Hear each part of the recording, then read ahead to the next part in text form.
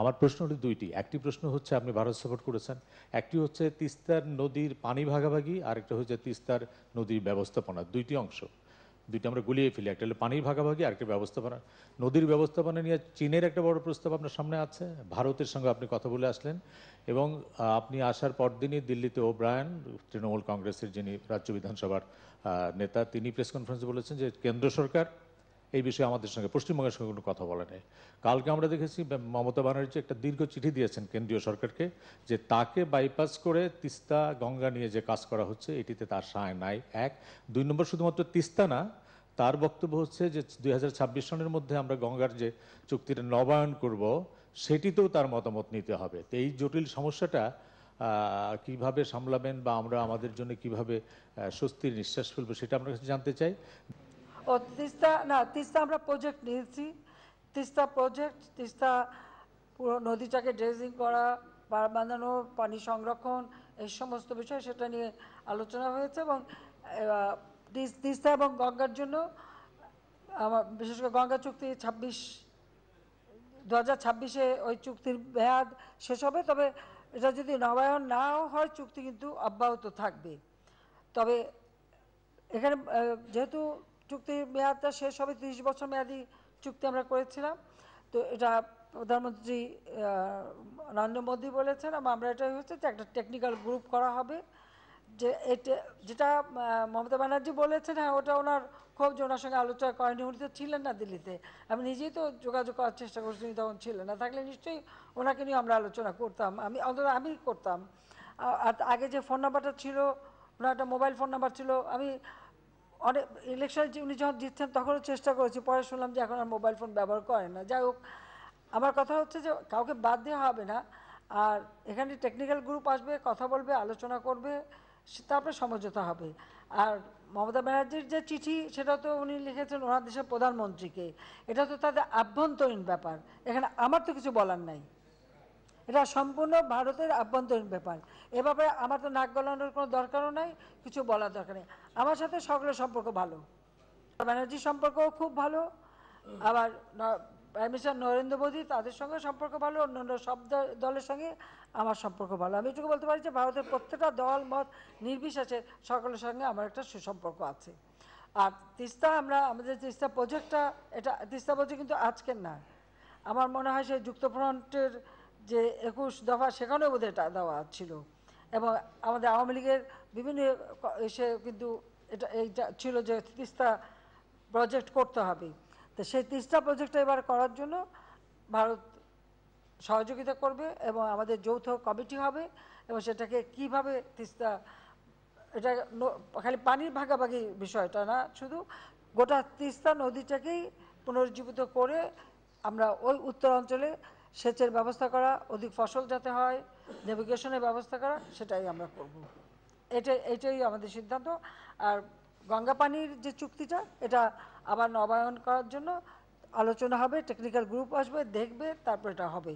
তো এখানে মমতা ব্যানার্জি একটা কথা বলছেন, আমি এটা সমর্থন করি, সেটা হলো আসলে তাদের তো নদীগুলি ড্রেজিং করা উচিত।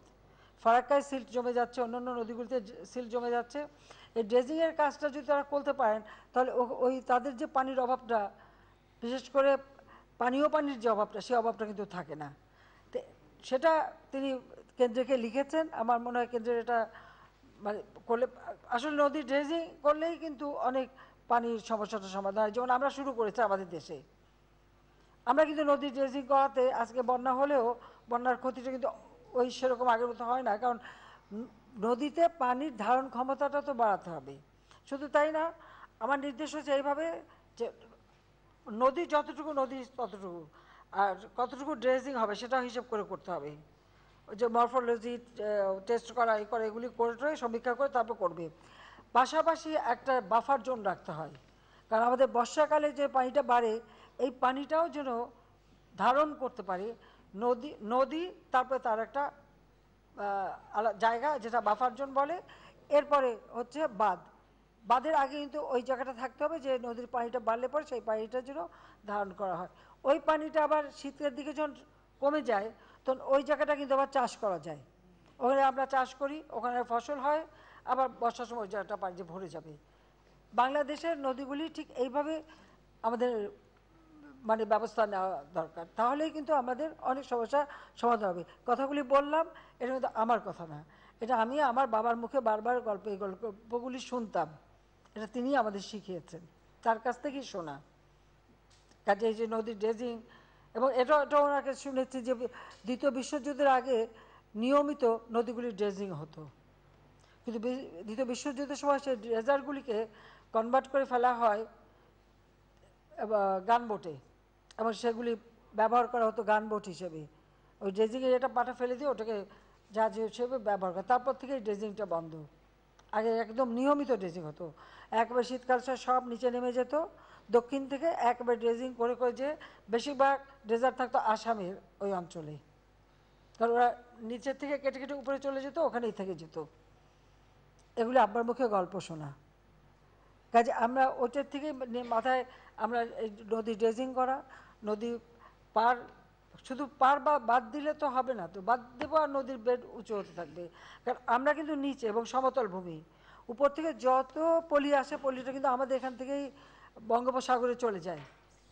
এখন যেমন সিলেটে যখনই বন্যা হয়েছে, আমি আগেই সবাইকে সতর্ক করছি, সিলেটে আসামে বন্যা, সাথে সাথে সিলেটে বন্যা, সিলেট বিভাগ আর কি, ওই বন্যার পানি নেমে আমাদের উত্তর অঞ্চল, মধ্য অঞ্চল, এরপর সেটা দক্ষিণ দিয়ে নামবে। ওই নামতে নামতে যে পানি যতটুকু আমার মাটির নিচে চুষে নিতে পারবে সেটুকু কমবে, কিন্তু বৃষ্টি হলে থাকবে, কিন্তু পানিটা ওখান থেকে নামবে। তবে আমাদের জন্য এই যে খরা, প্রচণ্ড খরা গেল, খরার পরে এই যে বন্যাটা এবং এটা যে যাচ্ছে, এটা আমাদের মাটির জন্য কিন্তু খুব ভালো হলো, কারণ মাটিগুলো উর্বর হলো, নদী খাল বিল আমাদের পুকুর সেখানে পানি আসলো। আর যদি বন্যা আসে তখন আমাদের এই যে জলোচ্ছ্বাসের যে লবণাক্ততা, এটাও কিন্তু ধুয়ে যাবে। ক্ষতিও যেমন আছে, খালি ক্ষতি ক্ষতি করে চিন্তা করলে হবে না, ভালো দিকটাও দেখতে হবে। এরপর যদি আমাদের বন্যা হয়, তাহলে এখন যে লবণাক্তের ফলে আমাদের পুকুর নদী জমিতে যে লবণ দেখা দিচ্ছে, এটা কিন্তু ধুয়ে চলে যাবে, যেটা আমাদের ফসল, প্রত্যেক বন্যার পরে কিন্তু ফসল ভালো হয়। এটা কিন্তু সকলের মনে রাখা উচিত, কৃষিবিদ একজন আছেই।